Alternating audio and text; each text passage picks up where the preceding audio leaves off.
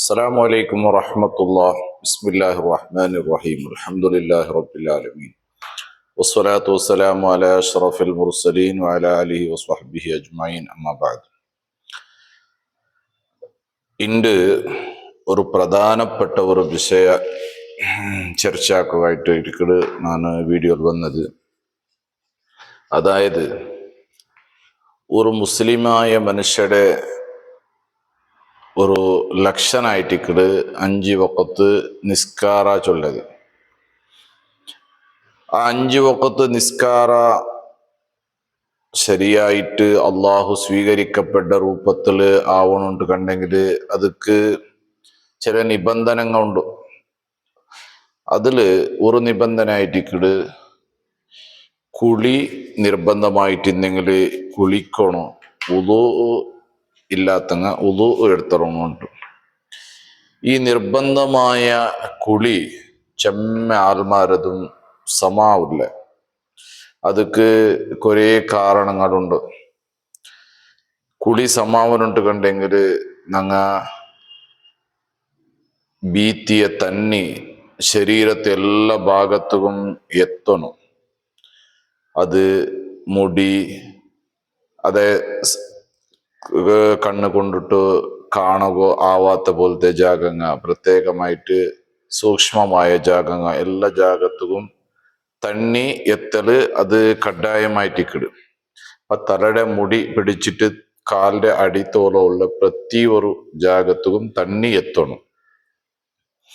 ഒരു ജാഗവും തന്നി എത്താൻ്റെ ബാക്കിയായെങ്കിൽ കുളി സമ്പൂർണമായിട്ട് സമാവില്ല. ചെന്നിട്ടായിട്ട് നിയമം.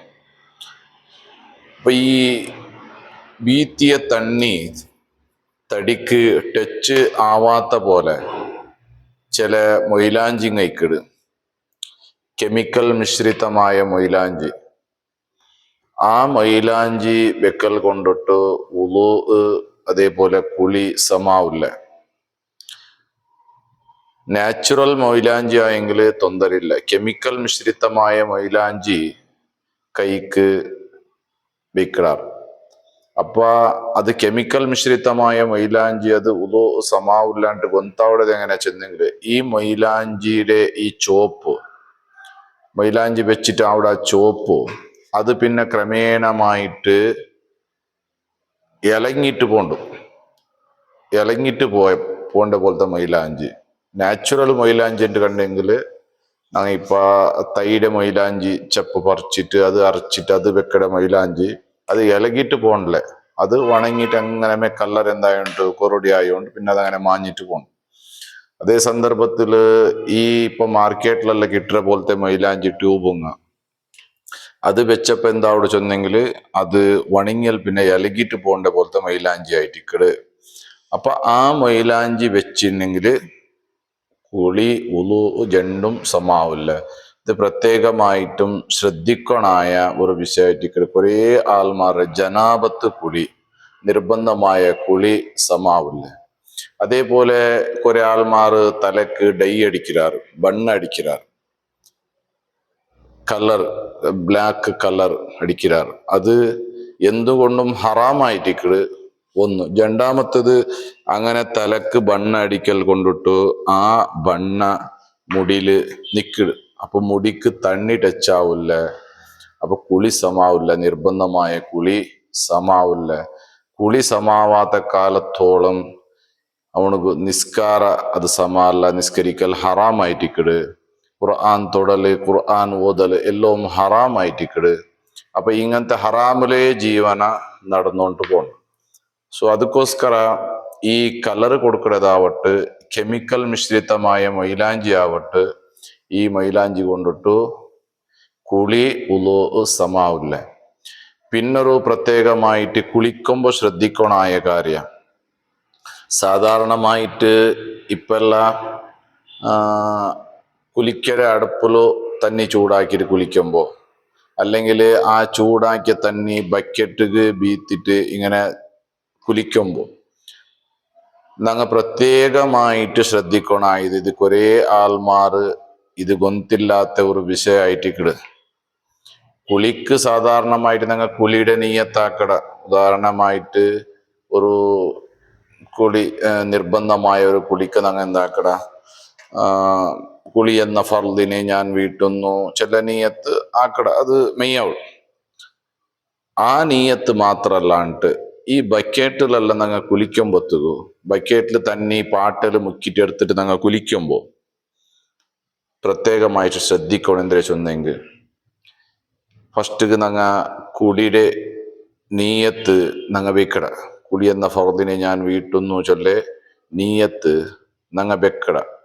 എപ്പോൾ അത് ഒരു പാട്ട തണ്ണി ഞങ്ങൾ എടുത്തിട്ട്